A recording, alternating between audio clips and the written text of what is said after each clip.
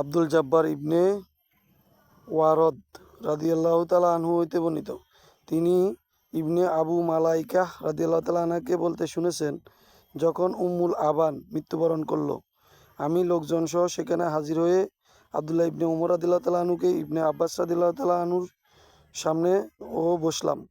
তখন মহিলারা ক্রন্দন করলে ইবনে উমর রাদিয়াল্লাহু তাআলা আনহু বললেন, এদের কান্না করা হইতে নিষেধ করা হয়নি কেন? কেননা আমি রাসূল সাল্লাল্লাহু আলাইহি সাল্লামকে বলতে শুনেছি, মৃত ব্যক্তির জন্য তার আত্মীয় স্বজনের কান্নার কারণে মৃত ব্যক্তির শাস্তিও দেওয়া হয়। তখন ইবনে আব্বাস রাদিয়াল্লাহু তাআলা আনহু বললেন, উমর রাদিয়াল্লাহু তাআলা আনহু এরূপ বলেছিলেন। আমি উমর রাদিয়াল্লাহু তাআলা আনহুর সঙ্গে বের হইলাম।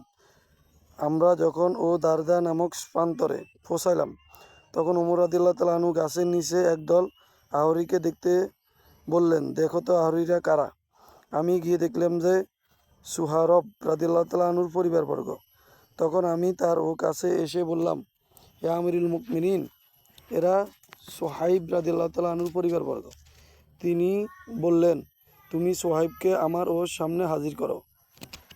যখন আমরা মদিনায় প্রবেশ করলাম এবং উমর রাদিয়াল্লাহু তাআলা আনহু আঘাতপ্রাপ্ত হইলেন, তখন সোহাইব রাদিয়াল্লাহু তাআলা আনহুর সামনে বসে এই বলে কান্না করছিলেন যে, হে আমার প্রিয় ভ্রাতা, ভ্রাতা মানে ভাই, হে আমার প্রিয় ভাই।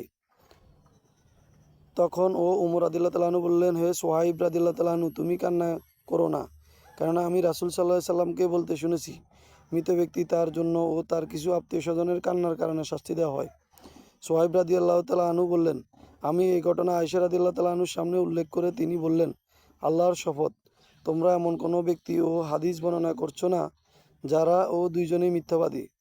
তবে হ্যাঁ, কারণ কখনো ভুল করে বসে। নিশ্চয়ই তাদের জন্য কোরআনে এই আয়াত আছে যা তোমাদের আশ্বস্ত করে দেবে। কোনো বহনকারী অন্য পাপের বোঝা বহন করে না। সূরা আন-নজম 53 নম্বর সূরা 38 নম্বর আয়াত। হ্যাঁ, রাসূল সাল্লাল্লাহু আলাইহি সাল্লাম বলেছেন, আল্লাহ কাফিরদের আযাবকে বৃদ্ধি করে থাকেন তার আত্মীয় স্বজনের কান্নার কারণে। হাদিসটি সহিহ নাসাঈতে 2য় খণ্ডে 1858 নম্বরে রয়েছে।